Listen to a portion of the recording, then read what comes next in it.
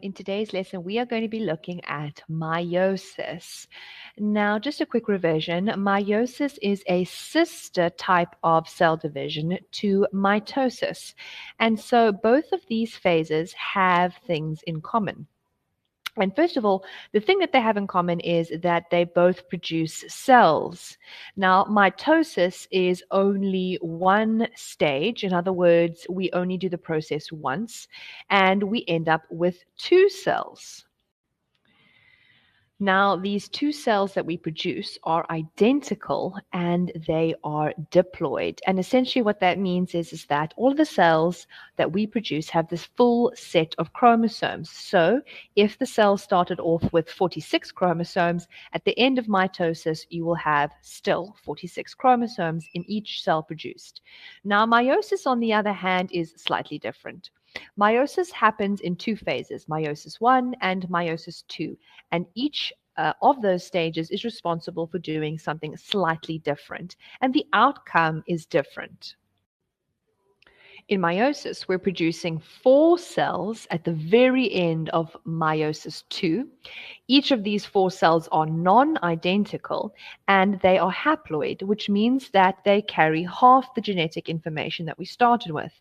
In other words, during meiosis, we can take a cell that perhaps has 46 chromosomes, and at the end of meiosis 2, you should have 23, which is half of the 46 in each of the cells.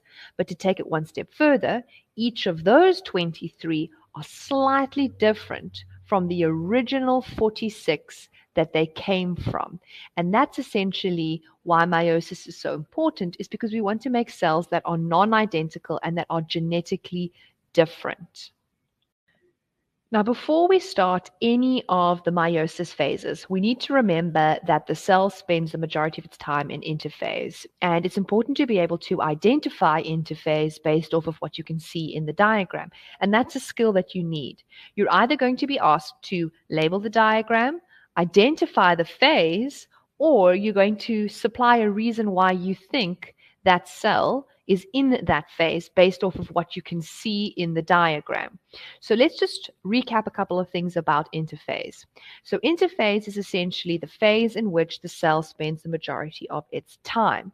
Now, why is it important and how do we identify it out of the diagrams?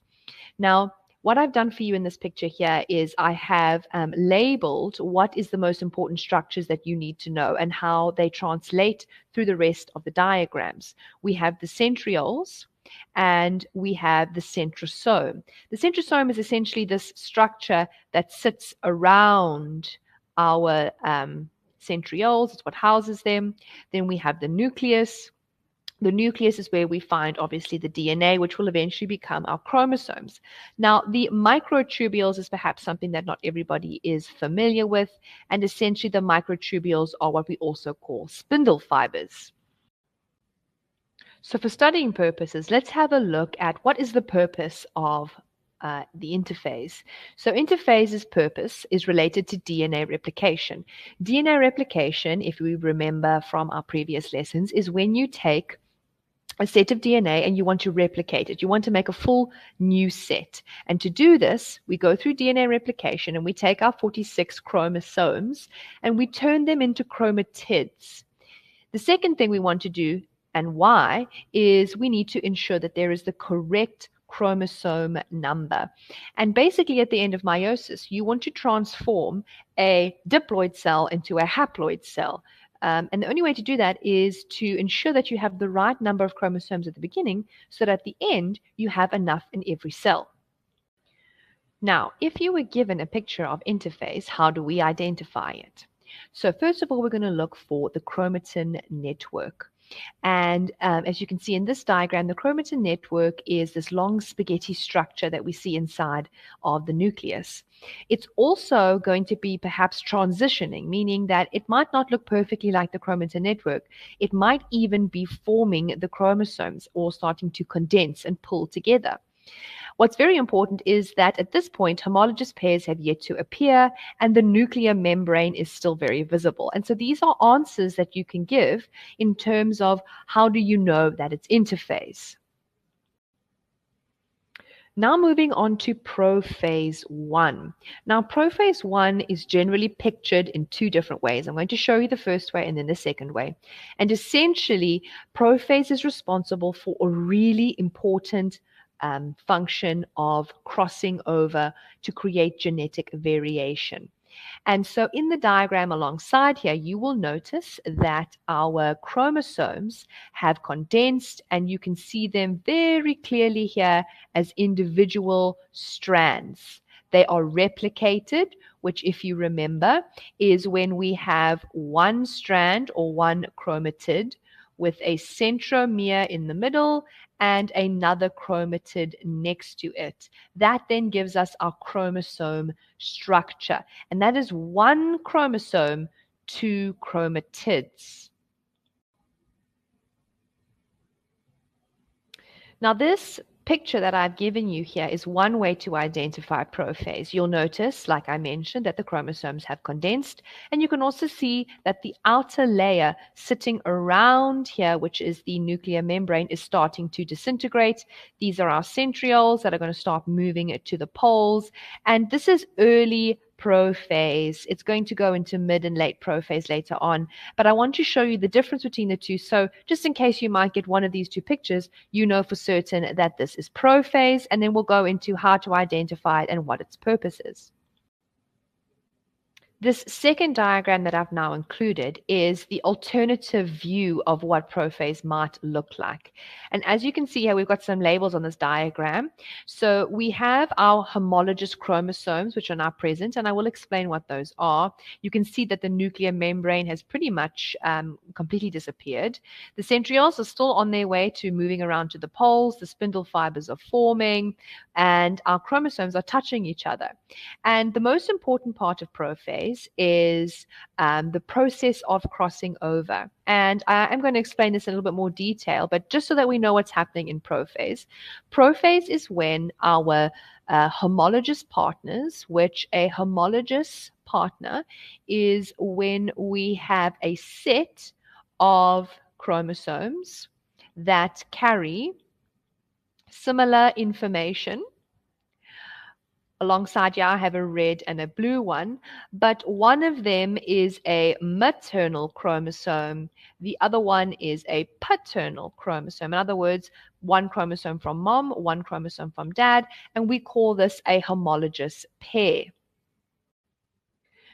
Essentially, a homologous pair is a set of chromosomes that carry corresponding information. In other words, if we were to talk about your eye color, for example, we'll have a maternal chromosome that carries your eye color and a paternal chromosome. And this is one pair, one homologous pair. Now, during prophase 1, these homologous pairs, as we can see in the second diagram, they cross over with one another. And so if I just point that out to you, you can see here that our red and blue chromosomes are touching each other at different points, and they are doing a genetic variation process called crossing over. So if we first look at the purpose of prophase 1, it is summarized into the fact that we want to have genetic variation. So we cross over. And that allows one chromosome to share information with its homologous partner. I am going to explain this in detail in the next part of the video. Now, when we want to do crossing over, we go through something called synapsis. Synapsis is the movement of the homologous partners towards each other. In other words, it's how they float together in order to have crossing over. Now, when they're actually touching each other, we call them bivalents. We can no longer call them homologous partners or homologous pairs. So, to round that up, before crossing over, we call them homologous pairs. But after and during crossing over, we call them bivalents. So, how do we identify prophase? So, prophase is easily identifiable because the nuclear membrane has broken down, there is the formation of spindle fibers, and most importantly, bivalents have formed. A reminder that a bivalent is when you have a homologous pair that is now touching each other during crossing over, exchanging genetics. Now, crossing over is the most important part of prophase because essentially it is where we're going to exchange information and it creates genetic variation. And the more genetic variation you have, the more likely it is that that organism will survive. So I just want to reiterate what exactly is happening so we know what to do with all of these words and what crossing over actually means. So in this diagram, we have a homologous pair, a blue and a red chromosome. One of them is the maternal chromosome, one is the paternal. In other words, you inherited one of them from your father and one of them from your mother. Now, they move towards each other in a process called synapsis. So in order to get synapsis to happen, synapsis is the movement towards each other. In other words, our two homologous chromosomes are moving to each other. And now they are going to touch and they form a bivalent. So in other words, this structure here is a bivalent. It is when they are touching. Now, the point at which they touch is called chiasmata, and it is where they are exchanging information with one another so that they can create variation. The product of that is now what we call recombinant chromatids. Collectively, the whole thing we can call a recombinant chromosome.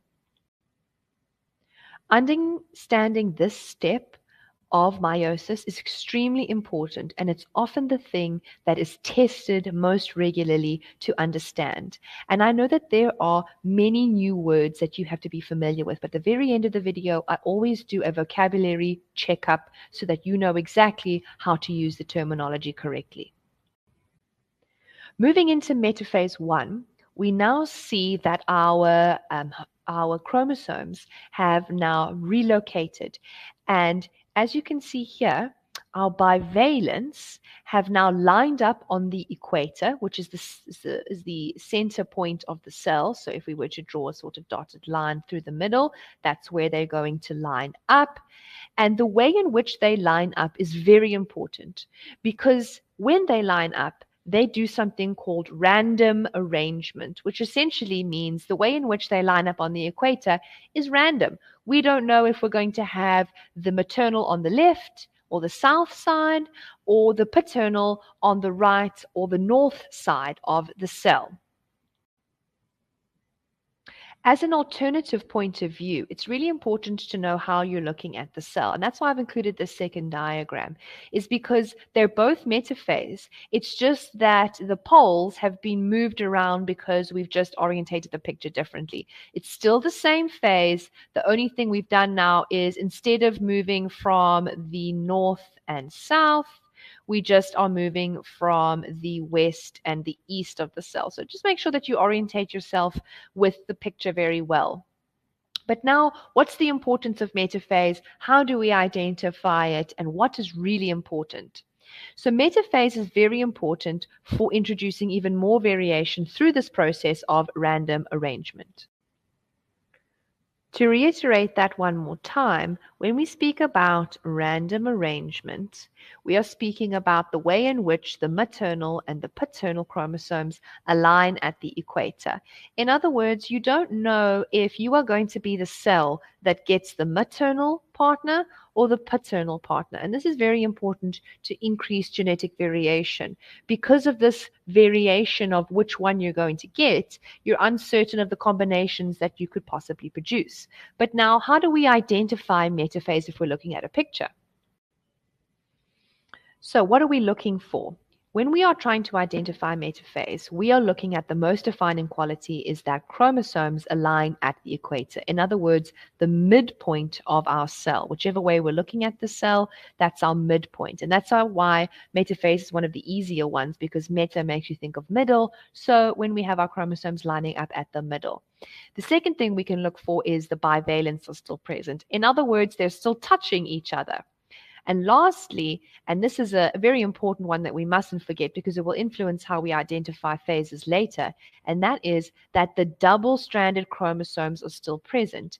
In other words, if we think of the structure of a chromosome, we still have one chromatid with a centromere in the middle and another chromatid on the other side. This is what we're referring to as a double-stranded chromosome. In other words, it has two strands to it. As long as we have two strands and we're meeting in the middle, we are in metaphase 1. Moving on to anaphase 1. So this is following metaphase 1. And anaphase is also simply a phase in which we are separating our homologous partners from each other. And so it's an easy one to identify because of this space that seems to occur in between our partners now. And that growing space might be a little bit bigger or a little bit smaller in a diagram. It just depends on the diagram that you have been given, but you're looking for this empty space in the middle here. That's the easiest way to identify it. And so when it comes down to purpose, this is what the anaphase 1 is for. Anaphase 1's purpose is extremely important, along with all the ones that we've already done. But this one is important because we are separating the bivalents now, which means we're going to half the chromosome number. In this instance, perhaps we are going to go from 46 chromosomes, if this was a human, and we're going to half it now, and we're going to make it 23 chromosomes. And that's the goal of anaphase 1. The last thing associated with anaphase 1, or the last purpose, is independent assortment. Now, this refers to something based in genetics, and perhaps you will revisit this when you do genetics, but essentially there's a law that governs how you inherit your characteristics. In other words, independent assortment is all about how you inherit your hair color separately from your eye color. In other words, the color of your eyes does not dictate automatically what hair color you have or skin color. They are independent of one another. Now, how do we identify anaphase 1? So there are two key things you can look for. Firstly, our double-stranded chromosomes are being pulled to opposite poles, which we can see very clearly here. As our spindle fibers are shortening, they are pulling apart our bivalents. The second thing that you are going to need to look out for is the recombinant chromosomes and their visibility. In other words, you can see in this picture here that the chromosomes have little bits of the other chromosome attached to it. In other words, we've got a blue chromosome here with some purple parts to it. And that itself is called a recombinant chromosome, and we are separating it from its partner. The final step in meiosis 1 is telophase 1, and this is one of the easiest phases to identify. It's essentially where we finally made our two separate cells. Now, this picture here has two very defined cells, but sometimes telophase in diagrams and in exams will still have the cells joined together. And if we remember back to what we've learned about telophase in mitosis, this separation of the cytoplasm that's happening here has a name. It's called cytokinesis. And cytokinesis is when the cytoplasm pinches off and we take one cell that we were previously working with and we're going to form it into two cells, which eventually will give us the product that we see above here in this diagram, where we have two distinct cells. Now, it's important to remember that we're doing meiosis, not mitosis. And so at the end of this, we want two cells that are non-identical. So these two cells that we see here may look very similar, but they have some very important differences. The first difference is that they do not have the same chromosome number as they did before. In other words, if this was a human cell, they should have 46 each, but now that they've gone through meiosis 1, they have 23 chromosomes in each of these cells. And also the chromosomes have changed. They've gone through crossing over and they've changed their genetic information. So what is the purpose of telophase 1? We are separating the cytoplasm via cytokinesis, and that's what we spoke about down here, where we are pinching off. We call this cell invagination. It's where the cytokinesis pinches. So you pinch the cytoplasm in the middle, and that then forms two, most importantly, non-identical individual cells, and they will have half the genetic information that we started with. Now, how do you identify this phase? We are looking for identification in the cell cleavage, which I mentioned earlier is this little pinching off area. This little indentated area over here is called the cell cleavage. You can also look for the reforming of the nuclear membrane, which we can see in this top image up here. There's our nuclear membrane that's reformed. And last but not least, the fibers. They have disappeared. You can see here, there's no more fibers in either one of these cells. They've both disappeared. They've gone back inside their centrioles. And that's the easiest way to identify telophase 1. So let's do a quick terminology recap for meiosis 1. So meiosis 1 has something called synapsis. And synapsis is when our two homologous pairs, the partners of that pair, move together. And that movement is called synapsis. And when they're touching each other, we call them bivalents. Now, when we talk about a cell's number of chromosomes, we can refer to it as having a full set of chromosomes, which means it's diploid.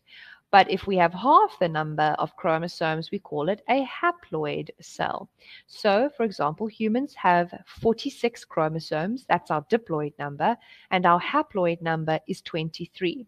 Ultimately, that's how many we will have in the end of meiosis 2, which is where we make our gametes.